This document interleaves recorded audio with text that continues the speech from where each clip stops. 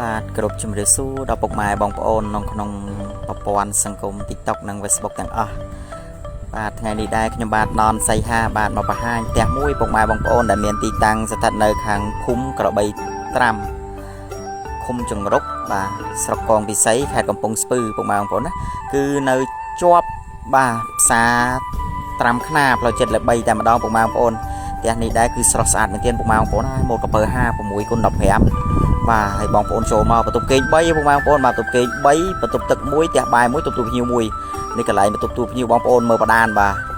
ចាស់ផ្ទះអត់កំងម៉ូតទេគឺខ្ញុំអ្នកលេងជូនបាទហើយបើកំងម៉ូតបដានហ្នឹងអាចនឹងថែមខ្ញុំទុកទី300បាទហើយនេះគឺលេងជូនគាត់ពុកម៉ែបងប្អូនគាត់សួរថាអត់ដឹងរើសម៉ូតអីទេមិនធំណនសៃហាលេងឲ្យចោះហើយឡូវលេងឲ្យម៉ែញាក់សាច់ត្រូវតែម្ដងពុកម៉ែបងប្អូនហើយបើពាក់ព័ន្ធជាមួយនឹងផ្ទះនេះដែរគឺបន្ទប់បាទបន្ទប់គេង3បងប្អូនលេងគ្រប់ម៉ូតគ្រប់រសជាតិបាទពីដានលេងជូនគាត់មកស្អាតបាទហើយផ្ទះនេះដែរមានទំហំពុកម៉ែបងប្អូនខ្ញុំបញ្ជាក់ទំហំនិងតម្លៃជូនពុកម៉ែបងប្អូនឲ្យបងប្អូនបានដឹងហ្មងបាទផ្ទះនេះគឺ6x15បាទមកដាច់26000 6000កាន់កូនសោចូលនៅអត់10ពុកម៉ែបងប្អូនណាក្រូជើងជាងបាទបន្ទប់គេង3បន្ទប់ទឹក1ផ្ទះបាយបន្ទប់ទូភ្ញៀវគឺមានមួយកំ pl ទាំងអស់ពុកម៉ែបងប្អូនចង់សាងសង់អាចទៅមើលដល់ទីតាំងបានឬក៏អាចទំនាក់ទំនងមកបាទណនសៃហាផ្ទាល់